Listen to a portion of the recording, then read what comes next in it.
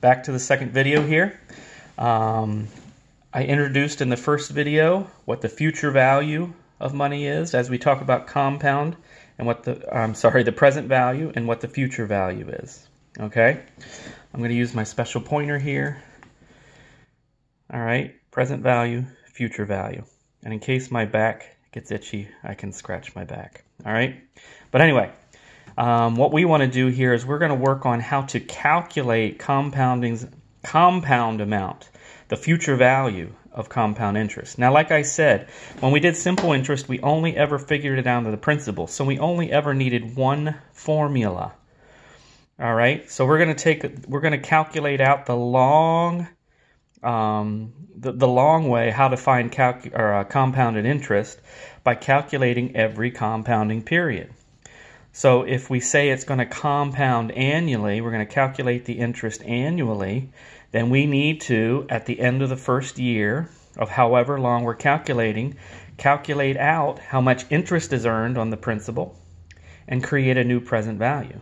Add that to the principal, and then the next year, and we're going to walk through that with our math problem here.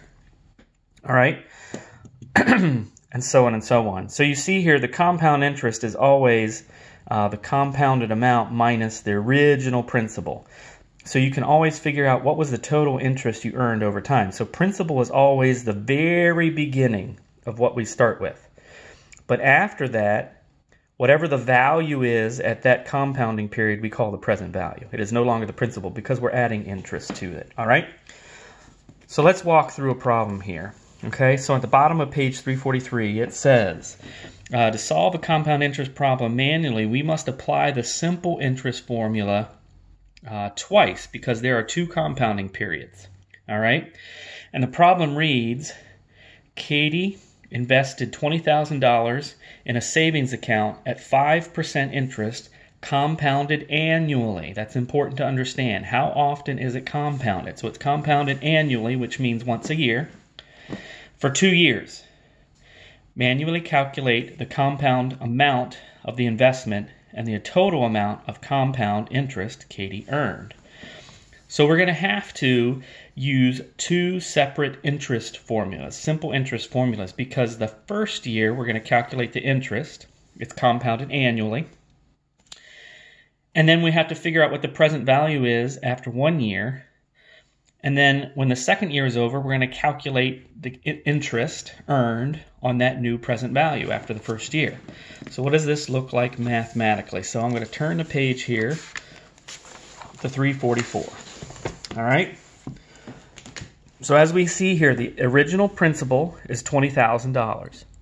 All right? So the interest earned on that period is $1,000 because we just use our simple interest formula, I equals PRT. And that equals $20,000 times 0.05 because it's 5% interest times 1 because the annual, the interest is compounded annually. So that's how we get our $1,000. 20,000 times plus 1 equals 21,000. So now this is our new present value. This is our new principal for period 2. That's our present value after 1 year. So now we run the simple interest formula using 21,000 as the principal, as the P. Our interest rate is still 5% times 1 year. So now 21,000 times 0.05 times 1 equals 1,050. So now we add that to the 21,000 because that's what the principal was for the year, and now it is $22,050. So that's the entire compounded amount. That's the entire future value. So we want to know, well, how much interest, total interest did we earn? Well, the compounded amount is $22,050 minus the principal, originally what we started with, $20,000. That should equal $2,050. That is our compounded interest that we earned. Now, if we would have just done this problem with simple interest, we would have just had $22,000 and our interest would have been $2,000. So by compounding, we earned an extra $50 for nothing else than just having our money in a compounding account. All right?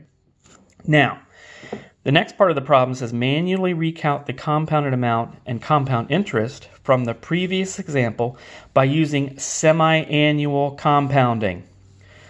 Now, before it was annual, that's once a year. So semi-annual is 2 times per year. How much more interest would Katie earn if the bank offered semi-annual compounding? So they're asking, the question we're asking, how much more? We earned $2,500 when it was compounded annually. How much more will we earn if it's semi-annually? Semi-annually means twice a year. So how many compounding periods are we going to have? When we figured it out for 2 years and it was annual compound interest, well, that's 2 periods. So now that it's twice a year, how many compounding periods are we going to have to do with? Well, semi-annually, that's 2 per year and 2 years. So that's going to be 4 compounding periods. All right, 2 years times 2 periods. So it's going to be 4. So we need to do this 4 times. Note that the time factor is now, instead of 1 year, what it was before, it is now 6 months. And again, the rate was annual, so we have to change that 6 months into years. So 6 months is half a year. All right? So now we start out with our original principal of $20,000. We add $500 because the principal times the rate times the time equals the original principal, $20,000, times 5% times half a year, because we're now doing it semi-annually. So we add the $500 to the principal. That's $20,500. Now we're going to take $20,500 as a new principal. I equals PRT times 5% times half a year. We now have $21,012.50. We're now adding it up pretty quickly here. After the 3rd year, the new principal is $21,012.50.